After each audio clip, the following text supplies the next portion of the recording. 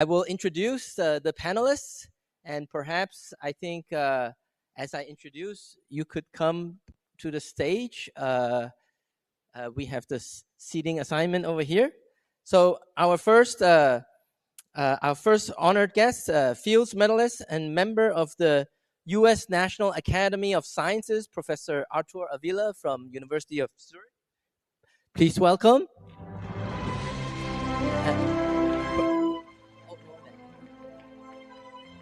From University of Zurich and IMPA. Next, Fields medalist Professor Kausher Pirka from Tsinghua University.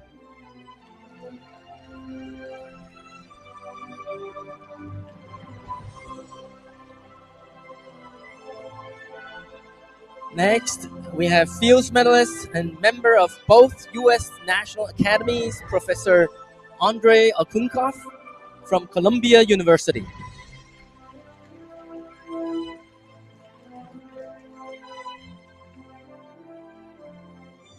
Next, Wolf Prize laureate, Professor Andrew Wiles from Oxford University.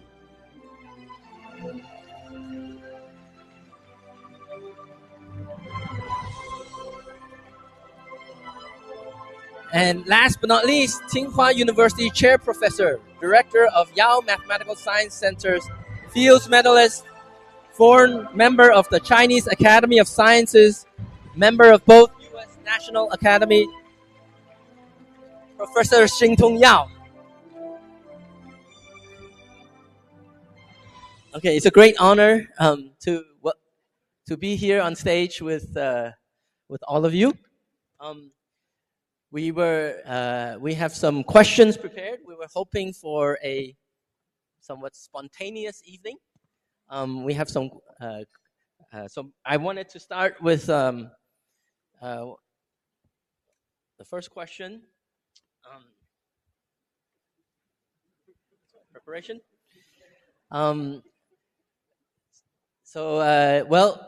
We have this.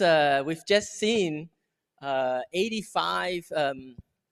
Actually, there was 88 mathematical Frontier of Science awards given, and last year there were 85 awards given in mathematics, and this is a once in a lifetime thing that's it's kind of never happened before. And I would like I have the first question, and I'll give I think everyone a chance to tell us about what you think about this event. Like, what are your thoughts? And I think perhaps we should start with Professor Yao, who is the president of the ICBS. Why are we doing the ICBS? What's your vision? What do you hope for it? Well, I've said it several times, and I mean it. We set up the ICBS during the COVID time, actually. COVID just over. We have been hungry to build a good relationship with the whole world. We have not been able to travel, and we open up. Many of our friends all over the world are interesting to come to talk with us. And we have to find some means to attract them and also to communicate well. So we set up this ICBS as a congress for 3 different subjects, physics, math, and information and computer science. I always felt that these are 3 important subjects that should be really cooperate on understand intelligence in science and in many different fields that could be important for mathematics and for physics and for the computer science themselves. I think human beings will benefit a great deal by interacting instead of isolate themselves from each other. And in fact, I like to read Chinese history. Each dynasty flourished, but starting around Ming Dynasty, Chinese, although was rather strong, they close up themselves. They don't communicate with Europeans, and then we see the intellectual creativity start to decay, all the way to Qing Dynasty. When the Roman Renaissance starts, and then you see the flourish of the science and technology in Western world. Chinese were not able to capture any of them. Until 19th century, we start to know calculus. That was way too late, and it takes a long time for us to recapture what was missing. We are still behind, but at least now we open up. And I think it was a great policy by Deng Xiaoping about 50 years ago now, 45 years ago, to decide, Chinese government decide that society has to open up at all costs. Despite in the last 40 years, we see up and down, difficulty and all that, but the leaders of China insist the open policy for the Chinese people is utmost important. So all the way up to now is an open policy. And I think this is very important. And I thought about this is partially to uphold this open policy. It's not just for science, but also for people to come in to understand China, to communicate with our students and our scholars. I think we will be able to promote culture, promote science, promote mathematics in a very fast manner. It will be beneficial to humankind in general. And I mean it in that way, and I feel very happy to see the flourishment in the last 2 years. And now what I think is something that I want to do in the sense that I saw, especially in China, the promotion of many people are based on some unjustified propaganda without knowing the real understanding of mathematics behind it. Now, our award was based on many people's expressed opinion. And sure, we actually use a lot of their time, but I think at the end, it has been completely justified. You see, we have 88 awards in different subjects, and I think they were well chosen. If they were not chosen this year, they will be chosen by different group next year. So it covers from 5 years to 10 years period. I think any good paper would be chosen in due time. And while there's always some small error, but the error is small enough, I think we can discount it. So I think any people who got award, they got it because of their own strength and because of the paper's strength. And I think this should be important for a young mathematician when they know their paper was recognized because of its strength. I think this will encourage them to go very far, and not based on politics, not based on you know who and all that. So that's one of the reasons I feel about it. As for the lifetime award, I think it stands out by itself. For example, this time we have, of course, Andrew Wise, we have Hamilton, we have Witten. All these are great mathematicians. Every people look at it as a big star now. In fact, our students, children college students, said that now we see the real star. They read all these people's name in the book, in textbook. Now they actually see them. I think this is a very exciting period for young guys. They see the people to actually create a field. I think it will make a lot of difference for them. So I think both the Lifetime Award and the Paper Award are good. Maybe we should create more, but at this moment, I think this is a good thing. Thank you. Thank you very much for sharing your vision with us. So indeed, one thing that Professor Yao has mentioned many times is that he really wants our students in particular to see these giants. These are human beings that are maybe just like every one of us, and bringing them up close and personal for our students to interact with. And you mentioned interaction between many different cultures. I'm thinking about yesterday, Andrew Yao, Lifetime Award winner, Andrew Yao Ji Zichi.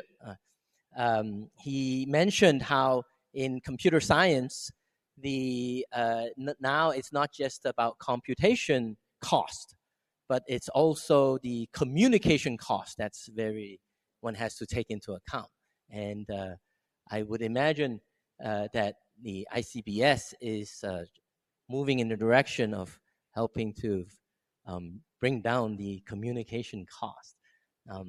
Now, maybe I don't know if I have volunteers, or maybe I should, Professor Lifetime Award, Professor Andrew Wiles, would you like to say a few words what you think about the ICBS and its role it could play?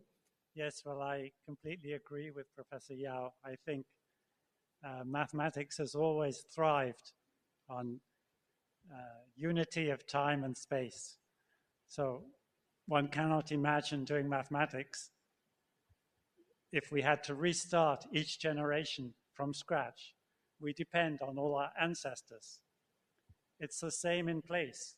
We depend on people in other countries, on the mathematics that's done everywhere in the world. Personally, I would not be the mathematician I am if I'd not been able to go to the United States, because at that time, all the best people in my field were there. It was a very exciting experience, and I learned a great deal from that, and I took it back home with me when I came back to England. And I hope the same will work both ways with China. Chinese will learn from the rest of the world. The rest of the world will learn more from China. I think it's a wonderful congress and a wonderful innovation. Thank you, Professor Wiles. And in your beautiful presentation yesterday for the Lifetime Award, I was really impressed how you mentioned not just the accomplishments in number theory, but also mentioned dynamical systems, and like there's the mathematics that you do involve many different fields. Now, maybe what I want to do is I try to think of some questions that maybe the audience members here want to ask.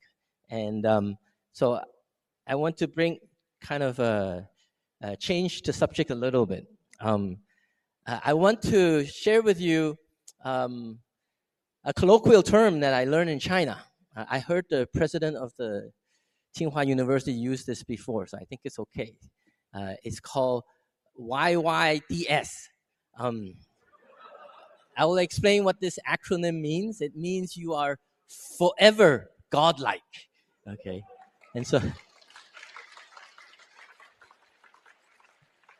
and each and every one of you here have essentially achieved that status, and a lot of us would love to know like how it feels.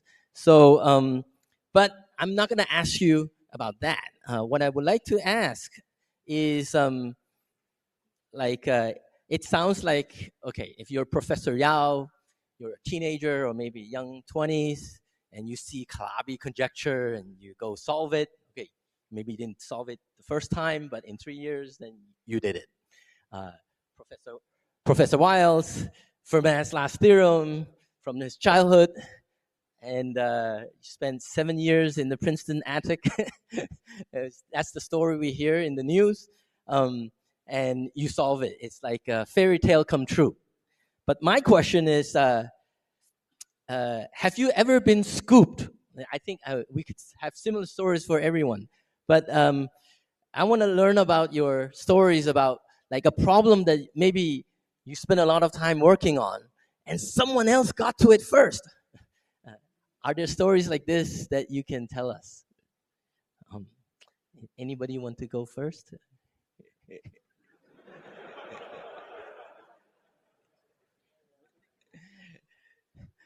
Professor Bjorkar, please. Thank you. Well, it happened to me, but in a good way, not in a negative way. I think there were maybe 5 or 6 times that I did something, and then I realized that someone else were doing something very similar, very close, But all turned out very well. I mean, so none of us really were affected negatively. You know, at least in my field, if two people publish something in the course of a couple of weeks, everyone assumes they were done independently. It's not like some other field outside mathematics. So I think at least 5 or 6 of my papers were, when I put them on archive, someone else did just a couple of days, a few days or a couple of weeks after, or they did 1 or 2 days before me. But I think no one were really negatively affected. Everything was published and fine. Okay, thank you for sharing. I was wondering if that. Okay, we could also change topics if you don't. Unless okay, I have more questions. So okay, what about so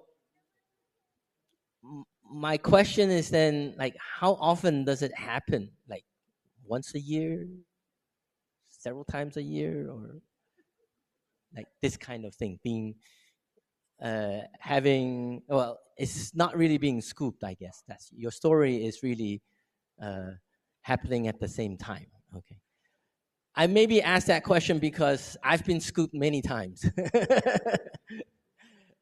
Okay, Maybe I can answer you. okay, I think nobody's school, because we are working on similar ideas, and some arrived at earlier, some arrived a little bit later. But whenever you spend effort on it, you always got results, one way or the other. You may not solve this problem before the other guys this time, but the similar idea you learn, and you learn it in a fruitful manner, you will solve other problems. And they are always very fruitful, I think. So let me give you an example. While I was in Stanford, Rick Strand and I was working on harmonic maps. We did the case where Riemann surface is homogeneous, and we are thinking about to do the sphere case. I don't know whether Rick still remember yet. Then I opened the notices. I found Ken Wunberg has done it, Sachs Wunberg. And look at the paper. I really admire what Sachs Wunberg has done. Beautiful work. And I learned the idea. And then I really learned it deeply because I was trying to do it. I couldn't do it on time. Then I make use of it to solve several other problems. My work with Seal on the Frankel conjecture was based on that, but I understand it deeply. And I solve other problems also using similar ideas.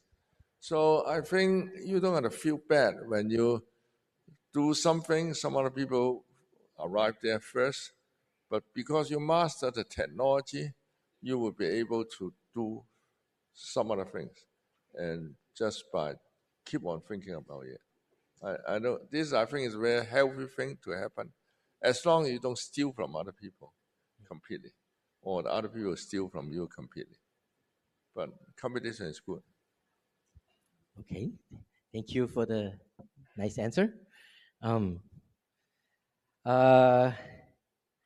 Okay, I have, when students come to me, I give them advice, which is you should not be afraid to make mistakes, because you will learn more from them than from your successes.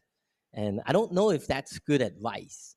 Can I maybe get some opinion from some of you here about, do you feel that you've learned more from your mistakes or more from your successes?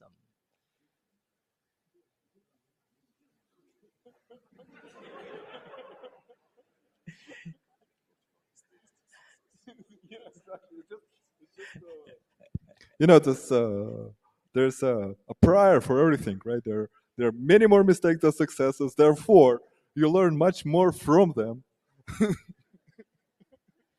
Okay, so I think my advice is correct. Maybe I say a kind of counter Okay. answer. All right. Yeah, I think I learned mostly not from success nor from mistakes. I just learn from thinking about some problems, about thinking about other people's questions, and also thinking about asking my own questions. That's where I learned the most, either by creating something new or that I'm forced to look at other people's work. That's when I learned the most, I think. Okay. Yeah, I remember one time I was working with Barry Mazer and we got something wrong, and he was very excited because he said, that just makes it more interesting. And it did, but it took a little while to convince me. Yeah. It's a compliment when someone like Barry Mazer says that. Yeah. But I agree that you learn from mistakes. I think in some sense, mathematics is trial and error. And you just have to publish it when you're not in the error period. You have to gone past the error and then publish. It's better.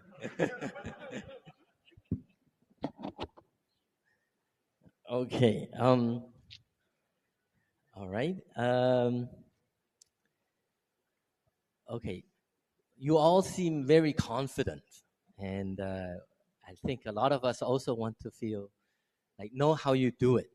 And I think one question that we maybe all have is like you learn a lot of math, but how do you stay sharp?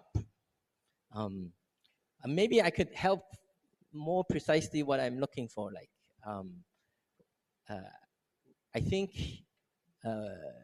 hard work is very important, and like certainly we all know you're very talented, but we also believe, or I believe that hard work is an important part of it. And to work really, really hard, you have to be very driven. And I would like you maybe to reflect upon your own career. Like in the beginning, how hard did you work? I'm sure probably you work very much harder than most other people. But what about after like your successes? Did you work even harder, or did it become easier? How does it feel? How hard do you work? Can you let us on that? I know Professor Yao works extremely hard. My friends are all hard workers. My neighbor in Stanford was Leon Simon, who worked very hard. But he has a family, so it turns out I work harder than him. So in the young days, I worked almost 15 to 16 hours per day. But I felt fun, and I enjoy it. But you didn't answer my question. Did you work harder like after you got all these prizes or before? Like well, maybe I put it this way. Like when I started out, I was thinking, okay, I'm gonna find some nice conjecture that I want to work on. Then I'm gonna spend all my energy working on it, so that when I solve it, then I can do whatever I want after that. Is that the right philosophy? Not really.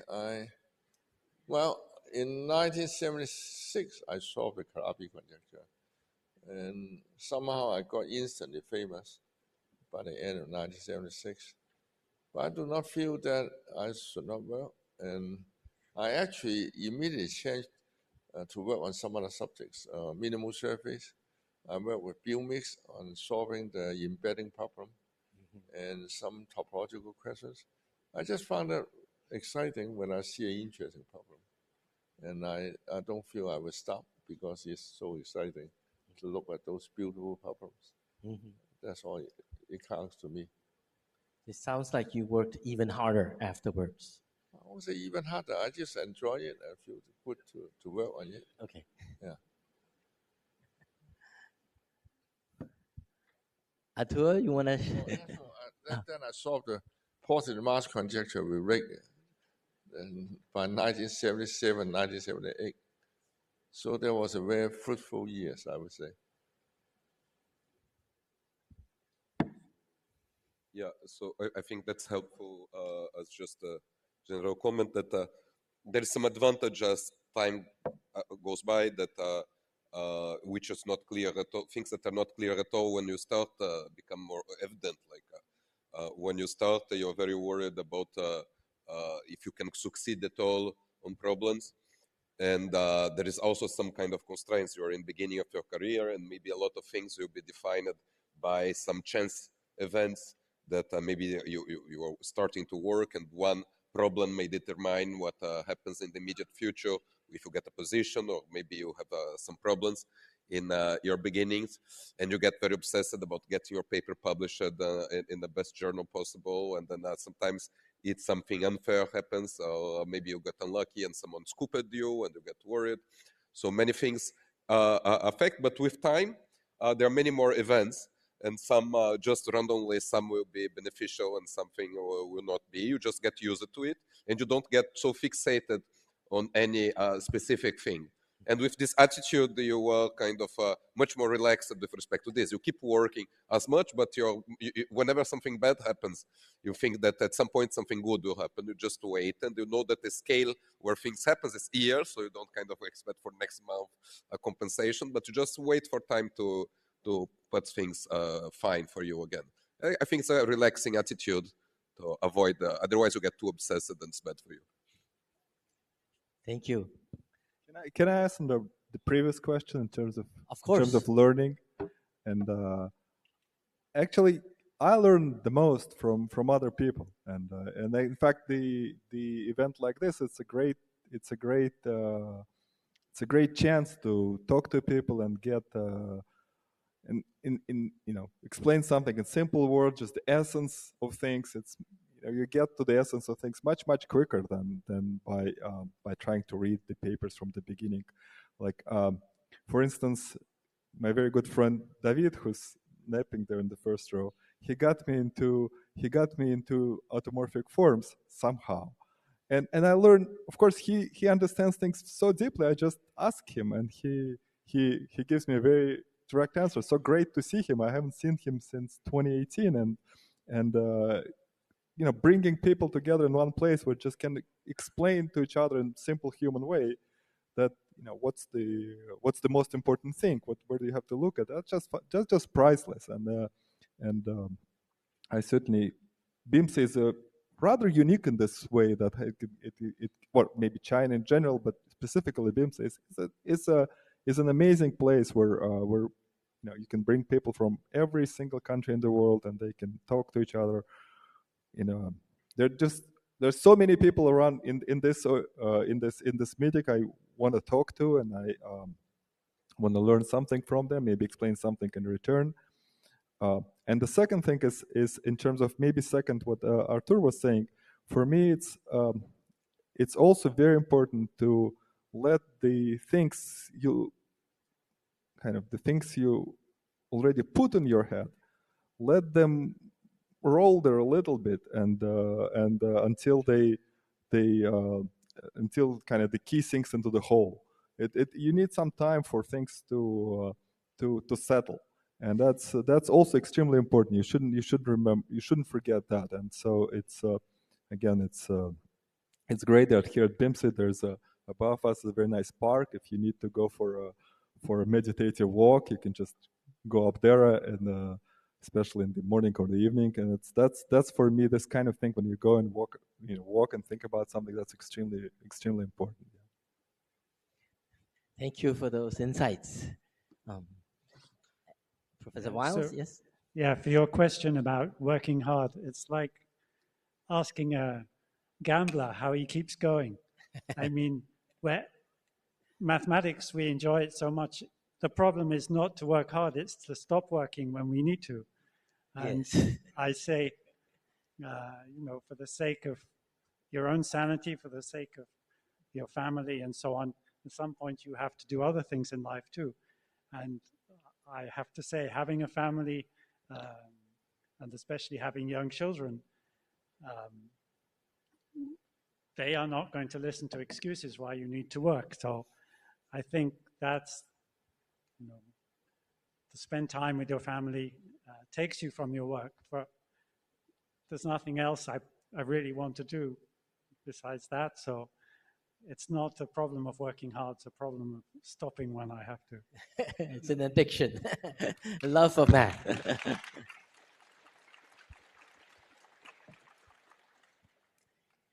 Okay. Well, do we have, I think we still have time, and maybe I wonder if we could open it up to like people in the audience. If you have like questions, I think we have some staff. Is there a question over there? Now, I think we should have some ground rules that questions should be questions, should not be speeches. And okay, was there a question over there? Oh.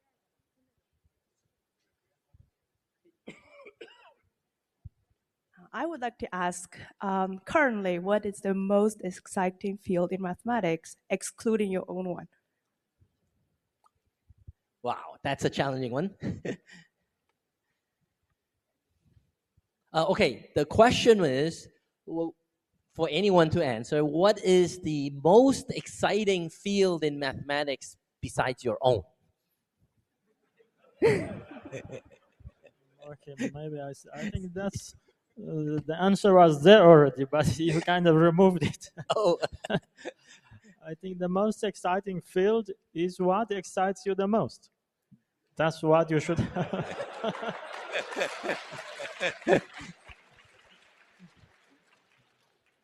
That is, I mean, for you, of course.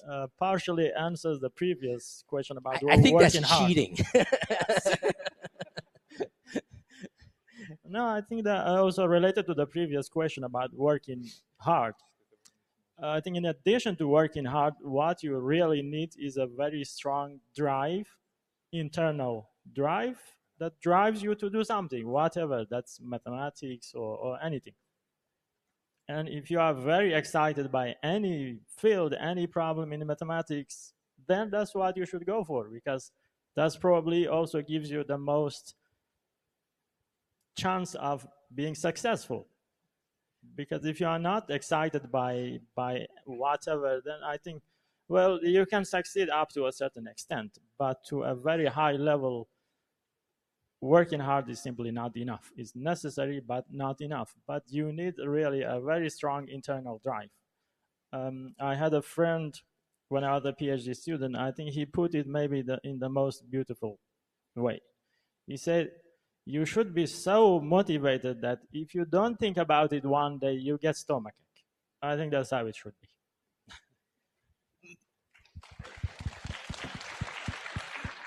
I would like to follow up on your answer. The drive is very important, you say, and but now we're very curious, and maybe any of you can answer this, is where does your drive come from? It's internal, it's not external. I think it has to be. Okay. To reach a really top level in any field, even business. You know, people, if they are purely motivated by collecting money, then they will not succeed. Because I think the most successful people in business, they probably don't care about money. It's just the fact that they are so motivated to succeed or whatever. This drive is internal. That means you are very highly excited by some quest, whether it's a mathematical question or physics or arts or politics or anything. That strong drive can only be internal. It cannot be external. And then the question is how to find it. Yes. But I think that is a challenge for young people throughout their school years and also maybe undergraduate to find what they are really most excited about, most they have to, I think, concentrate on those areas that excite them the most. They will have the best chance of success, I think. I think a lot of our young students and maybe even young faculty, well, they're certainly working very hard, and but they probably always have this question, like, is it internal? It's hard to determine, and so yeah, if yeah, why do some of us work so hard? What's the goal? Well, I mean, mathematics is beautiful, and when we look into one problem, we know that if we can solve it, it will give it much deeper understanding of the whole subject. That always excites me, because by solving one problem, you can understand maybe 100 other problems. I think this is the most exciting period for me. There are several problems I solve, I feel in that way. I work with Ken Runberg on the excisional Hermitian-Young-Mills connection. When I work on it, I felt this is a very general construction. Once I solve it, I bring in a new tool in the subject of vector bundles, which is not so well understood yet at that point. So this excites me, and I feel very good to work on the problem. And actually, I spend more time on that than other problems, actually. Thank you. Yes, so it has to be, if there's any right and justice in the world, you see problems that you want to know that they're true, because if it's true, it simplifies, explains a lot. Okay. Are there further questions from our audience? Oh, we have plenty of questions over there. Yes. Good please. evening. It's very important in mathematics to use right language when you're talking, right mathematical language. And what do you think, what are the right notions of the future mathematics on which should one work nowadays? The question is, what are the right notions for the future of mathematics? Yeah, of the future mathematics, of the mathematics of the future. Categories comes instead of sets, and nowadays categories is common language in many areas of mathematics. And what will be next? Andre, I guess that's yours. I can just respond by maybe telling two stories about it. One is a famous quote from Willard Gibbs, a great American physicist. They once had, he spoke once in Yale faculty meeting. On the following occasion, there was a long discussion whether one should learn more languages or more mathematics. And Gibbs listened to that for a while, then got up and said, mathematics is a language. Then, and the second story, one funding agency is decided that they will look for the most important concepts in mathematics and find research there in that area, and they decided a very, very important notion in mathematics is the identity. And so so I think it's maybe one over lunch yesterday. I heard a very wonderful phrase. I'll just repeat today. Is somebody said there are many theories but few examples, and I would advise all young people to go not necessarily for words, for notions, but go for concrete math, some actual problems that you can get your teeth on and somehow get some feeling of what's going on, and that in this way progress forward. Okay. I hope that was a good enough answer. I think we have time for maybe one. Let me answer. Oh, you want to? Okay, please. Mathematics language is to use to describe nature.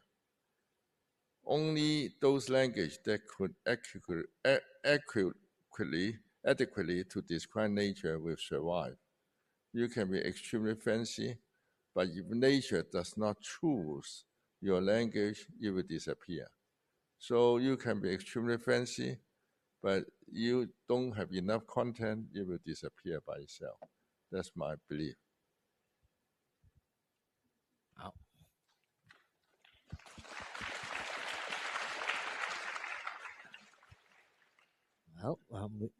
Okay, I see a hand in the middle, right near the white shirt. Maybe I can. Oh, there, it's coming.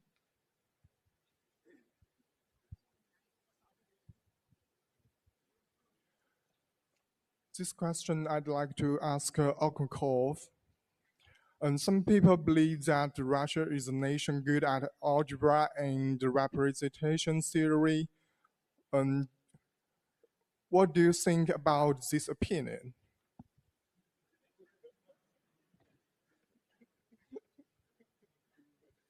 He chose you.